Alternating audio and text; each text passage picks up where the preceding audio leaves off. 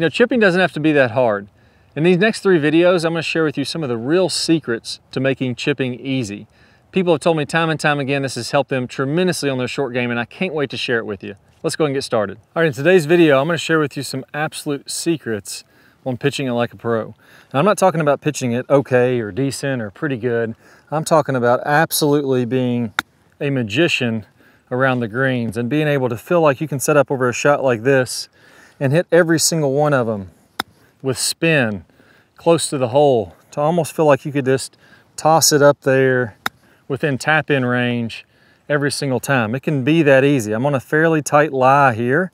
Some people might get nervous on this. This isn't really long, fluffy grass. You'll see all these are coming out clean, and I'm just chopping them right up there by the hole. It can be easy once you learn the right technique. Now, there's a couple things I'm going to go over in this video. I'm going to go over what I call the front shoulder pivot, and we're going to talk about how to get absolutely laser dialed in on your low point. You notice all those look like I was barely just brushing the grass, and I had an open face 60-degree wedge, but they're coming out low with a lot of spin. I want to share with you the secrets on how to make that happen. Let's go and get started. All right, so let's jump into the details on this. I'm going to break it down for you piece by piece. Now, as I started diving more and more into short game and really trying to master it myself, I realized it is extremely frustrating because there's so many different styles. You see some people saying to lock the hips in the lower body and use more of an upper body like a putting type stroke.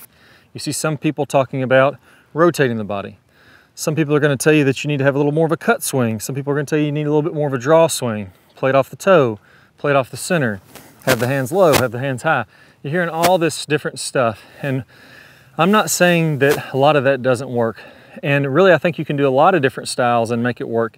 I'm going to share with you the style that I have found works the best, and I'm going to break it down for you piece by piece, and I'm going to give you some drills that are going to seem a little counterintuitive, honestly. But once you try those out, you're going to see the results firsthand. You're going to see me hit some great shots here, and I know if you follow this, you're going to have a lot of success with it. So this isn't the only style that works, but this is a style that if you practice this, you do the drills that I'm going to give you here, make sure you bookmark this because you're going to want to refer to it because you're going to be chipping and pitching it awesome when you're doing this. So first off, I want my feet very close together.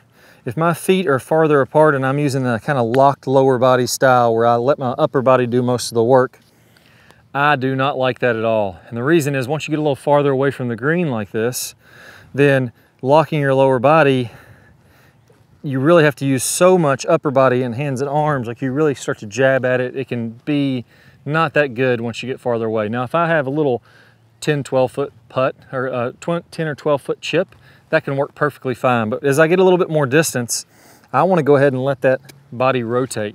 I want my knees really close together. I want my feet really close together.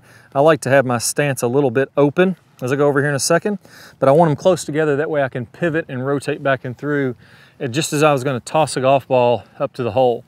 So that's the first piece. I almost feel like your heels are within 2 or 3 inches of each other would be really good on a shot like this. And I really want my body to rotate back and through so that it's creating a momentum. And that's what we'll go over. A common theme in all this is that you want to have a momentum to your body and let it go back and through rather than trying to get jerky or jabby.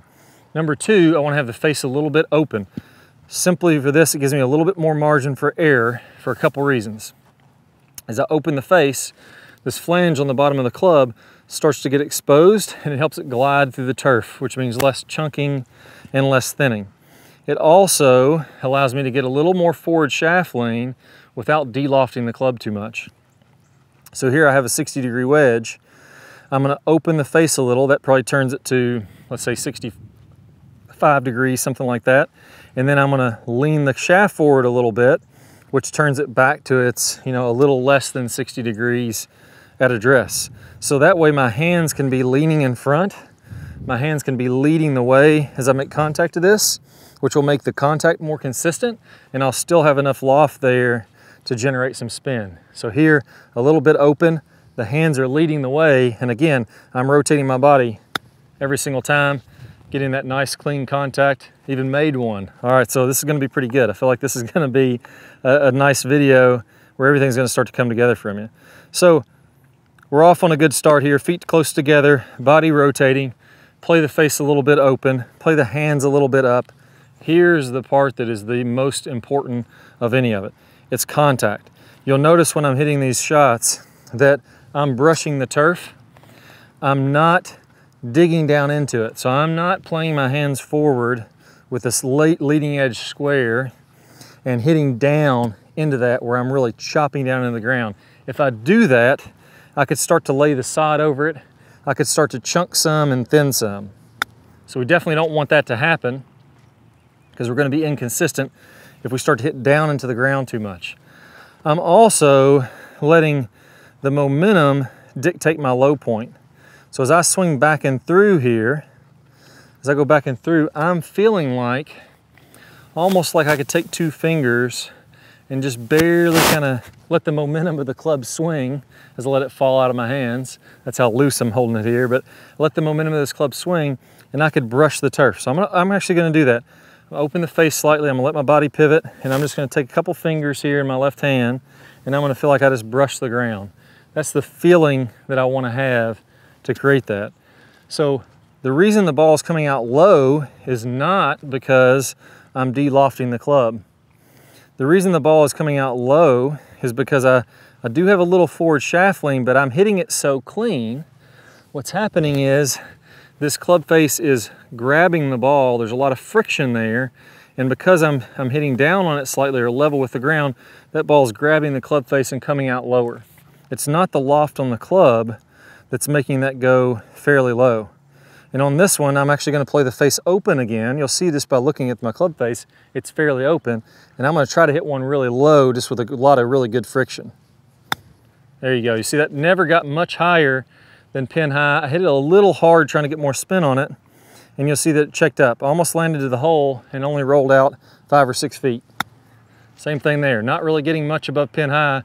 And you can see those checking up right by the flag. So the only way that can happen is getting good friction on there. The only way that you can get good friction is really control your low point by letting the club momentum dictate where you ground out. And you can see that one was nice and low there too. Let me hit one more, and then I want to show you the best drill to get the feel of this momentum for yourself and to really dial in on how I can come down and make the cleanest contact possible every time. So let's jump up on the green. I'm gonna show you a drill that works great for this. All right, now here's the part that I warned you about that's gonna seem a little bit odd. So I'm here on the putting green. They just recently aerified the green. So I wouldn't recommend doing this on the course like I am today, but the green's a little bit rough anyways. I do this on the chipping green. Find right by the edge of the green where you're not really gonna mess anything up, even if you take a little bit of a divot as you're first learning this.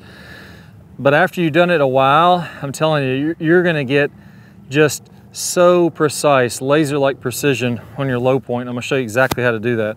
So what we're trying to be able to do here, if you're gonna be a fantastic pitcher and chipper of the golf ball, is I have to be able to control when my club comes down. I need to be able to have it hit the ground in the same spot every single time and at the same depth. So you can see I'm swinging hard enough there to where I'm actually roughing up. I'm getting a little bit of a smack. You can see some sand kind of popping up as I'm doing that. And because my club face is a little open, it's just the bounce of the club is kind of skipping on the turf. It's not that leading edge. If you expose that leading edge, you're gonna have difficulty digging into the ground. So if I expose that leading edge, I can hit a little too far down, chunk it, and it pops up. I can hit it a little thin and it shoots across the green. If I have the face a little bit open like this, I can still get a little forward shaft lean, and that leading edge just isn't quite exposed there. I'm never gonna dig. You can see I've hit this ground 10, 15 times, and I'm not digging down there. Now there's a difference here in how you've probably seen people say that before, and you probably think, well, you know, Clay, I would just do that. If I could control it like that, I'd just do it. I'm gonna show you the technique that makes that possible. What you wanna do is almost feel like you focus on your left shoulder, almost feel like you have a little reverse pivot. So as I come back, I'm almost leaning left as I'm going my backswing. I'm gonna exaggerate so you can see that, and then you'll notice I'm doing that a very small amount in my normal swing. So here I'm leaning left, and then as I come through, I'm falling a little bit back, and as I fall back, my hips extend, so I'm not doing this. That's the death move. I'm keeping my chest down. That's the death move for chipping. I'm doing this. I'm leaning left, And as I fall back, now my body's moving back, my hips are moving forward. My hips are toward the target because I've rotated. And because I'm falling back a little bit, that controls my club from digging in the ground. I can feel like I'm throwing this thing in the ground as hard as I want to, but as long as I come back this way, what happens is that left shoulder rises, and I feel like I couldn't chunk this thing if I wanted to, because as I fall this way, it just levels it out. It's like taking this club, imagine I was gonna drop it into the ground like this. So I have the club here, and I'm just gonna let this thing fall into the turf. But what happens when I lift my hand up? Right, as my hand starts to turn back up, it levels it out like a plane coming into a runway. It comes down, it levels out, and then it's gonna come back up if it wants to. Same thing's happening here. I'm letting the momentum of the club swing, and I'm letting the pivot of my left shoulder and my body make sure that that never digs down in the turf. That's why I can take just with one hand, I'll move this ball so you can see, I could take just with one hand and I could just brush the turf there every single time. It's not like I'm some fantastic athlete. I'm just using the momentum of the club and the pivot of my body to control that low point. So what I'm feeling there, little forward shaft lean, I'm leaning this way, my left shoulder's coming down. I'm exaggerating here on that. You'll see me doing it more to a smaller degree in the real one. And then as I come through, my shoulder leans back, and that keeps me from digging. That's how you can get this low point control really, really good. And eventually what we want to be able to do is we want to be able to hit these golf balls off this green and feel like we're never going to take a divot. I hit that one about 30 feet in the air. I'm never going to take a divot. I'm never going to dig. And I could just sit there and hit them all day. So I've hit 2 in a row. Both of those flew at least 30 feet. They ended up almost 50 feet from me. And I didn't dig anything into the ground. I still hit the turf.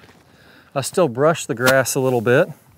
But you can look on the camera, you see there's no digging. I'm not roughing up that turf at all. So I'm making really nice, clean contact. Now I'm going a little farther. That one flew about 50 feet in the air. And I'm gonna go even farther than that here and make a little harder swing just to show you can ramp this up and go faster and faster once you get it down. And that's about the max I can do. That's about a 70-footer. That was just a little tiny bit thin there, but even for this drill, that would be pushing it. So I really just want to do this, feeling that momentum of the club, and just practice by hitting little 5 and 10 foot chips like that. Now here's the way you get your precision in on it. What's going to happen is if you go straight to the turf, you're going to get a little bit nervous.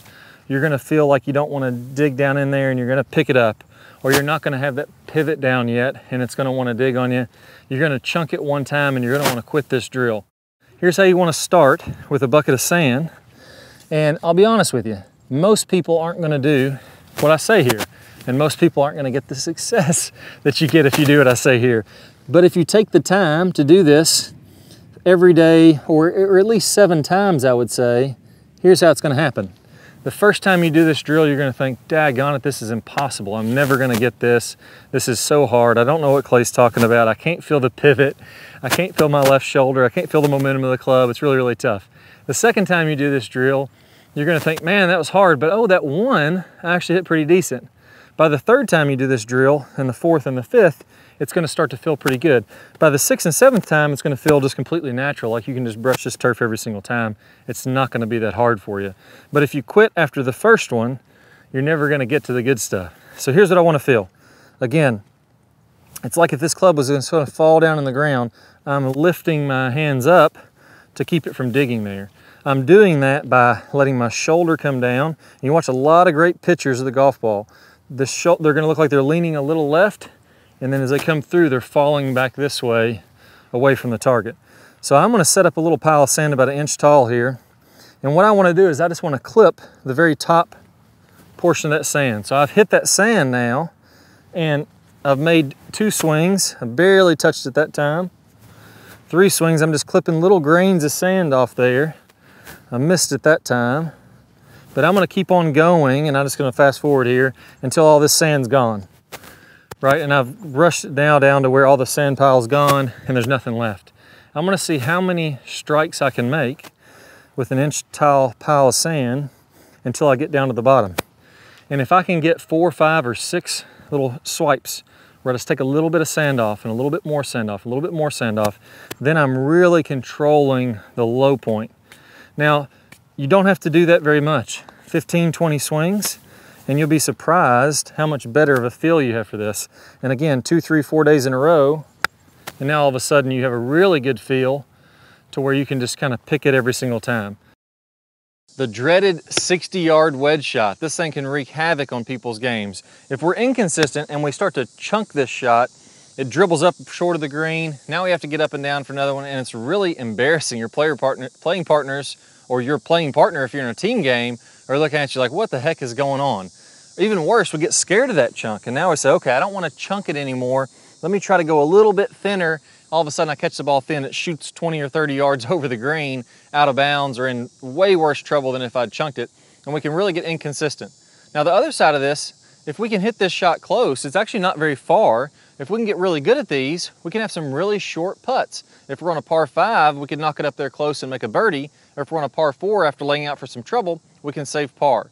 So on the top end, on the best, we can get pretty consistent getting it down in 2 strokes, or on the worst end, it can take 3, 4, or even 5 strokes to get down from here. So I'm going to talk about the 3 main keys, the big mistakes that I see players that struggle with this, that they do incorrectly. We're going to talk about the right way to do this so you can feel like a master of the short game. All right, so piece number 1, we get really armsy with this, and this really comes down from not rotating the body. Now, if I hit this shot correctly, what should be happening here is as I make a backswing, my hips, my shoulders, and my arms are all kind of synced up.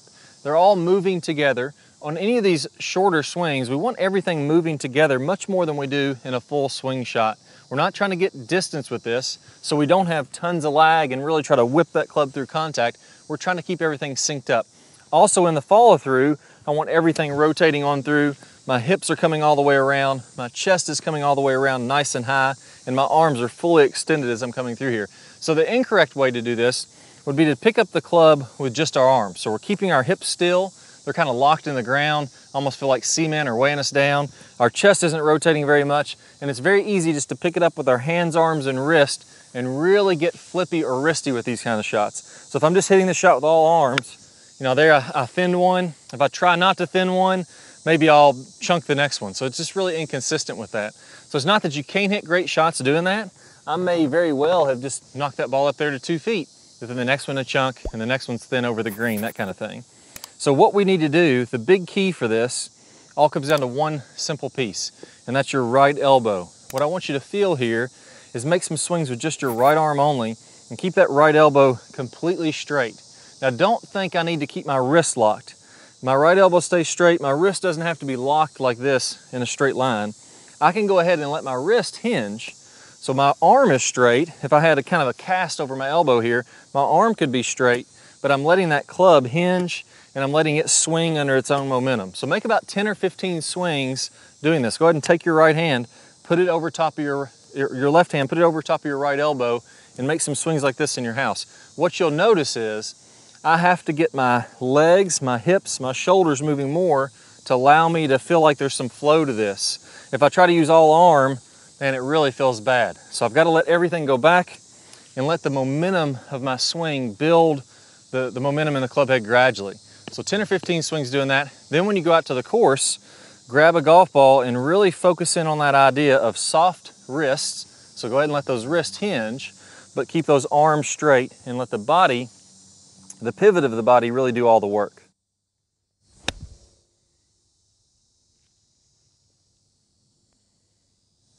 All right, so on to the next piece. We've got the straight arm, we've got the body moving a little bit more. Here's the real culprit that can lead to absolute disaster, and that's decelerating.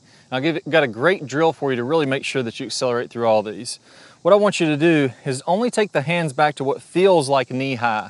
Now, what happens when we decelerate is we just get a little loose with the backswing. We start taking it too far back, and before we know it, we say, okay, well, I'm stopping right here. But if we looked at it on camera, we'd be way back up here somewhere, and then we have to naturally slow down.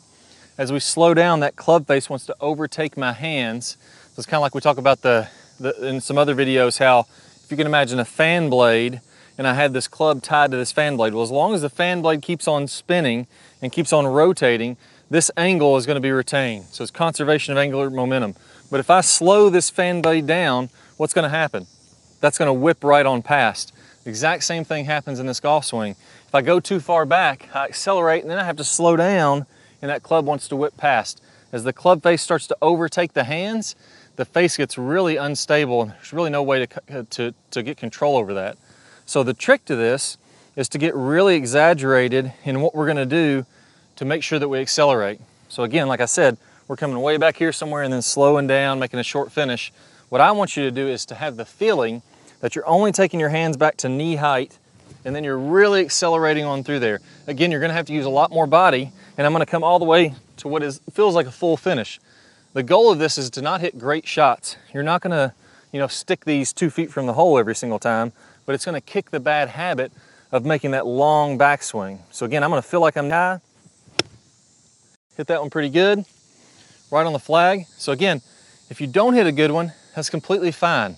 Do 5 or 10 of those to really break the habit. Now you'll notice when you watch that video, I said I was knee high, but in reality, I came much farther back than that. And you're gonna do the same thing too. So if we concentrate on making it just a little bit shorter, it's gonna keep going farther and keep going farther back, and we're gonna struggle with this for days or weeks or even months.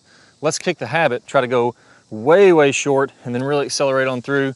It'll force us to make a good swing. Now we've covered the basics of this. We all know that we need to accelerate through the shot. And we need to make sure that we keep those arms a little straighter, that way we can rotate our body. That's the real fundamentals of this. Now let's get a little bit more advanced. If you really want to have those high spin shots, we got to de-loft this club. The pros are de-lofting the club about 30% on these wedge shots. So I recommend you can either take a 56 or a 60. If you're trying to get the maximum spin, I'd probably go something closer to a 60.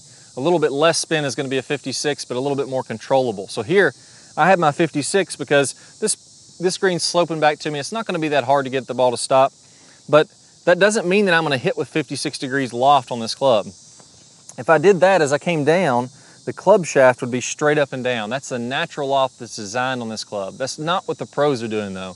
The pros are taking about 30% of that loft off. That would leave me with around 39 degrees of loft on this 56 degree wedge at impact.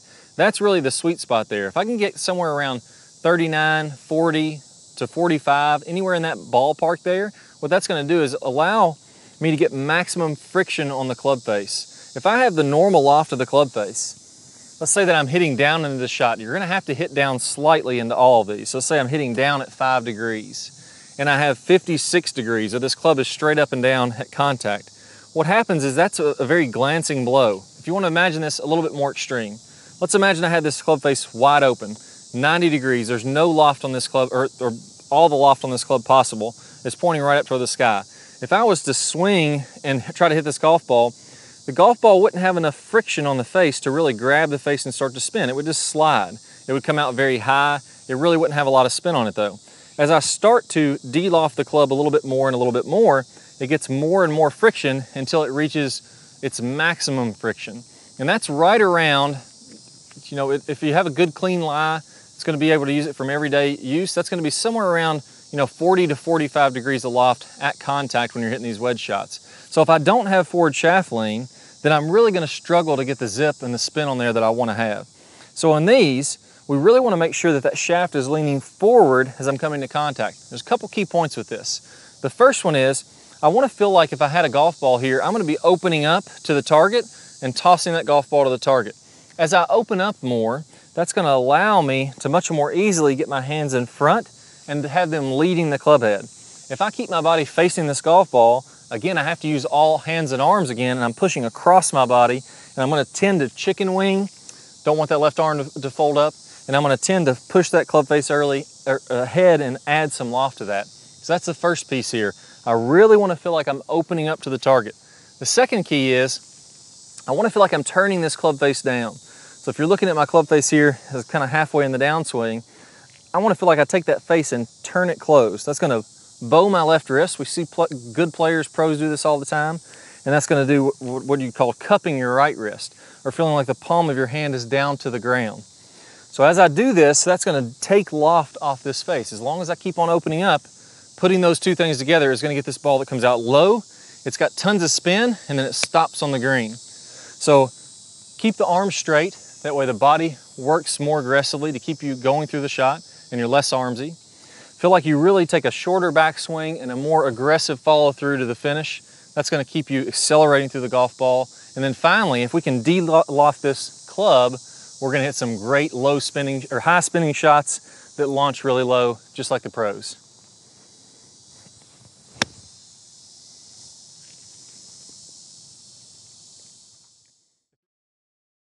Hey guys, welcome back. And in this video, we're gonna talk about probably the most common short game question I get, which is what's the difference between chipping and pitching, and what do I need to do differently with those techniques? So the main thing before we get into the technique stuff, which I will go over in some good detail toward the end of this video, let's talk about the strategy for chipping and pitching. And a lot of people think of chipping as around the green, pitching is farther away from the green, and I don't mind that. We can even talk about pitching would be higher up in the air, carrying the ball farther, landing it closer to the hole, and chipping would be getting it on the green as quickly as possible and letting it roll out. We could even think of it that way, but I also like to think of it as a spin. The goal with a pitch or a chip shot, which right here I have about a 30-yard shot away from this green. If I'm going to chip, I do want to get it on the green as quickly as possible, get it rolling as quickly as possible, but I want to keep the spin off of that. And I'm going to keep the spin off this ball by using a lower lofted club.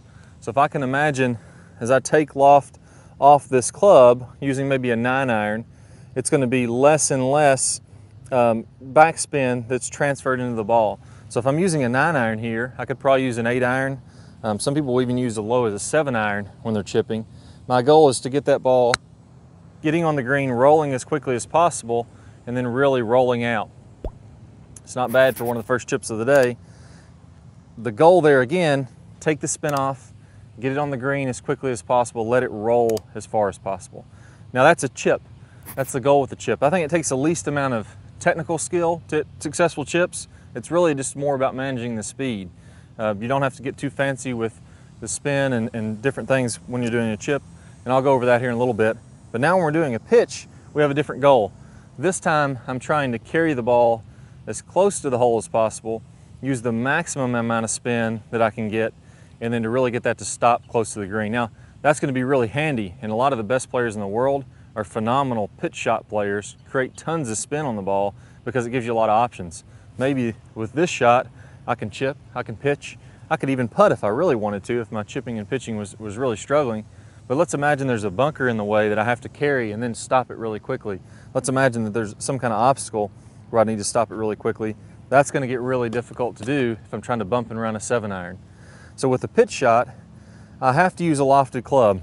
Here I have a 60 degree, that's going to get you the most spin. If I use a 56, that's also going to get a lot of spin, but that's really your two options for a pitch, 56 or 60. You could maybe get away with a gap wedge and still create some spin. Another thing to keep in mind here, if I try to pitch this shot today with the dew on the ground, it's going to be really difficult to get much spin on it. So that ball just kind of rolled up the face because it's wet out here. That's going a little bit higher.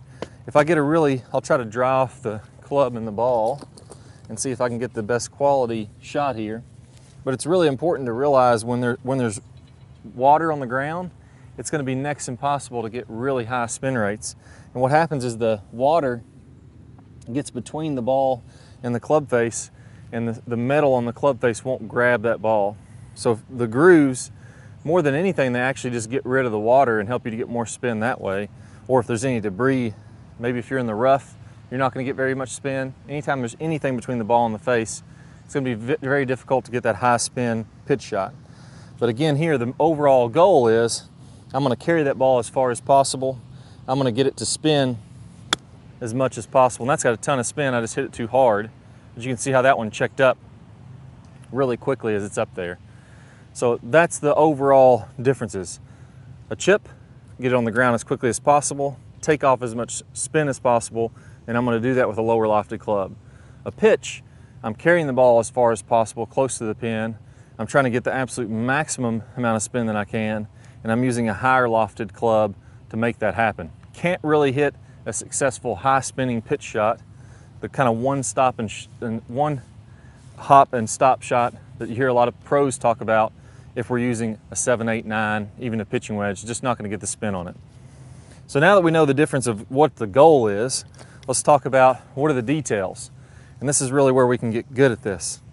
So with a chip shot first, again, lower lofted club using a 9-iron, I'm going to go ahead and have my feet pretty close together And really with any of these shots, whether it's a chip or a pitch, I'm not gonna have it too far behind my front foot. So if it's my chip shot, you know, maybe call it a club head width behind my front foot, my lead foot. My feet are maybe 2.5 club head widths apart. So I'm making this a narrower stance. That way I feel like I can rotate a little bit easier. I do want to rotate my body, so as I'm coming back and through, the overall motion is very little wrist. I have a little bit of forward shaft lean to take the loft off, and then from there, I'm going to rotate my body back and through. You'll notice my knees start to pivot around as I come into my follow through. With this shot, I'm not going to get a whole lot of wrist set in the backswing. So I'm not going to get a lot of wrist action. I'm not trying to get a lot of speed and zip at the bottom of the swing. I'm actually trying to take that speed away, get the spin off the shot. And as I come on through, I think one of the most important things is I want to keep this nice and flat. As you get into more advanced pitch shot techniques, so not chip but pitch, then you could start to fold up that wrist, but I think that brings in some inconsistency. You got to be really good with your hands, practice a lot to get good at that. What I want to do is make things as easy as possible so they're kind of bulletproof when the pressure gets on. And if I can keep that left wrist nice and flat as I'm doing that and let that pivot around, finish here, then that's going to make things a lot easier. I don't have to get, because of a lower lofted club, I don't have to get a ton of forward shaft lean because it's already got low loft on it. I'm just thinking about letting that club, or the bounce of the club, kind of skip on the turf right where the ball is, and I'm just staying nice and soft with my hands. So it's okay to get a tiny bit of wrist set.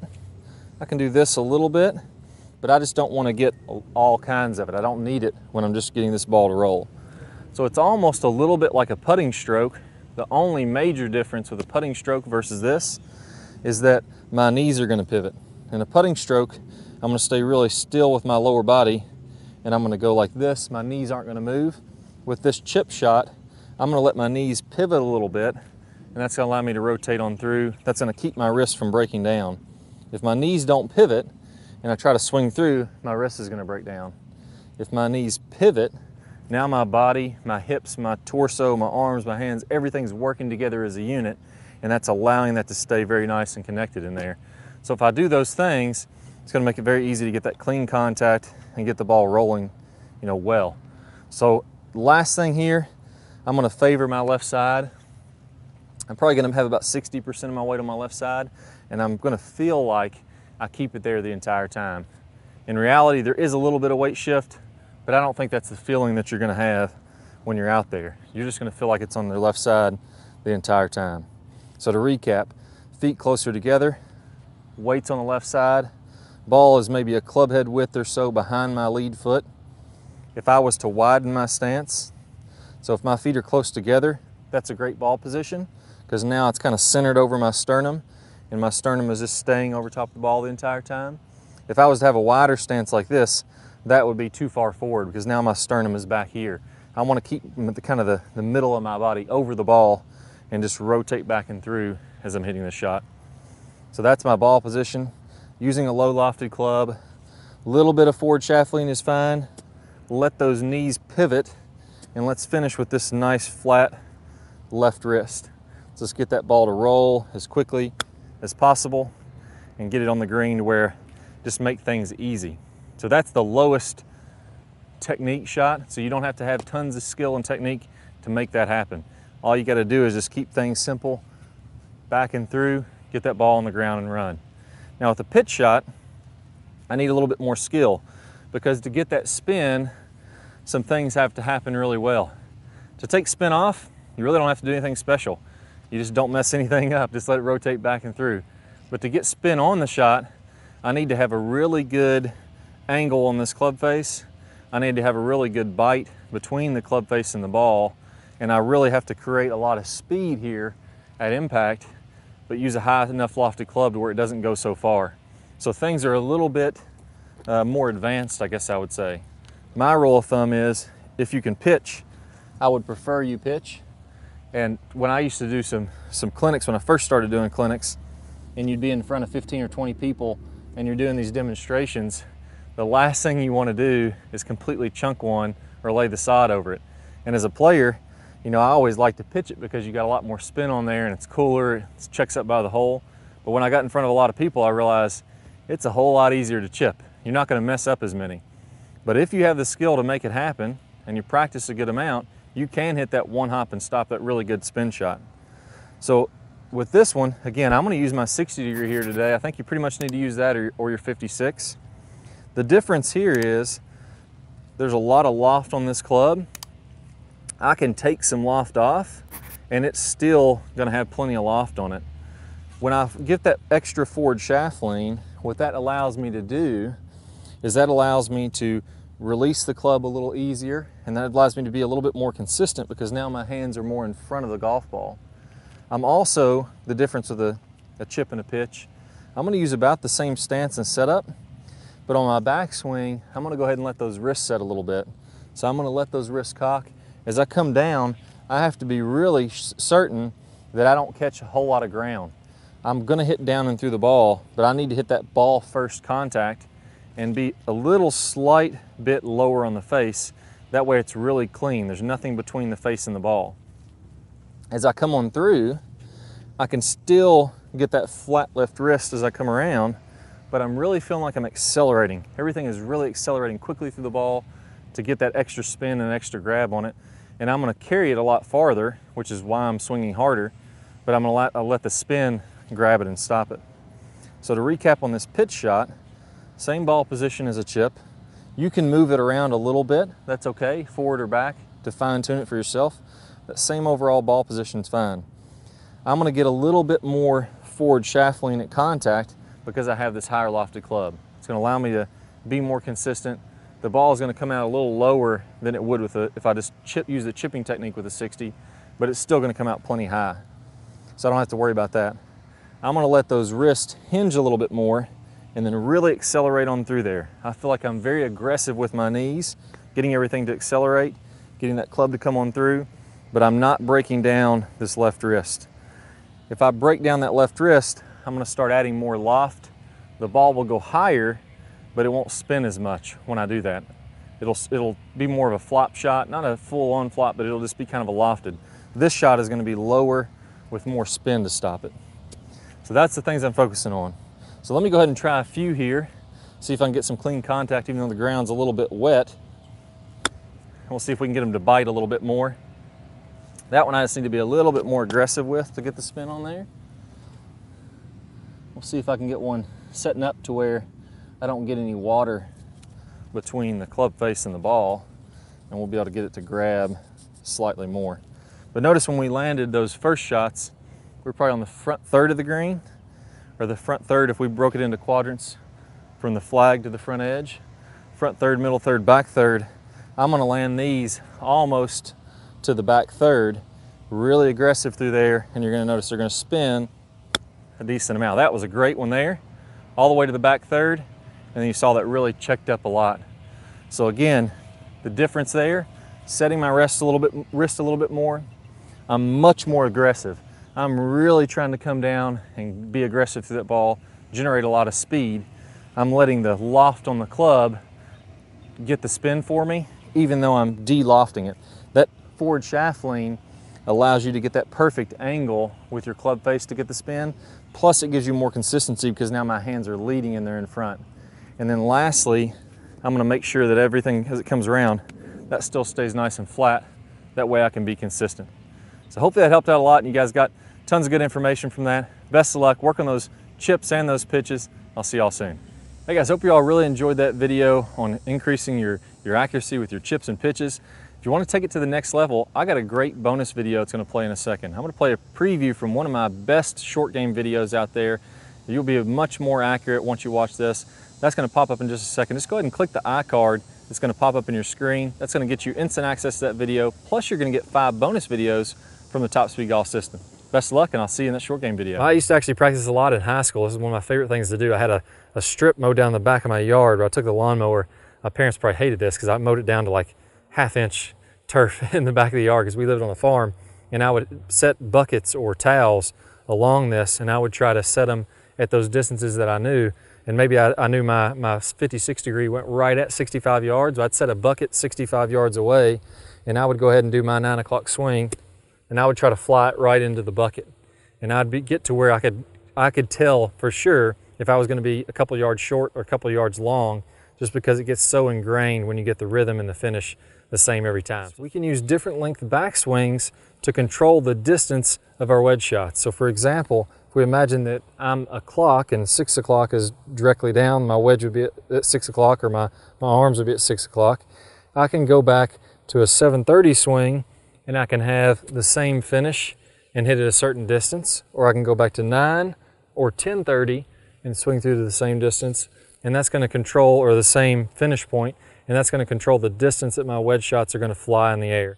And I've got to keep that rhythm and that tempo very, very consistent. If I vary my tempos, I can hit at all kinds of different distances. So for example, I could have a real quick tempo 7:30 swing and probably hit this 90 yards. I could have a, maybe not really that far, probably 50 or 60 yards. I could have a very slow tempo 7:30 swing and hit half that distance. So I've got to get my distance the same. I've got to get my rhythm the same. That's the real key to it. And the second piece on there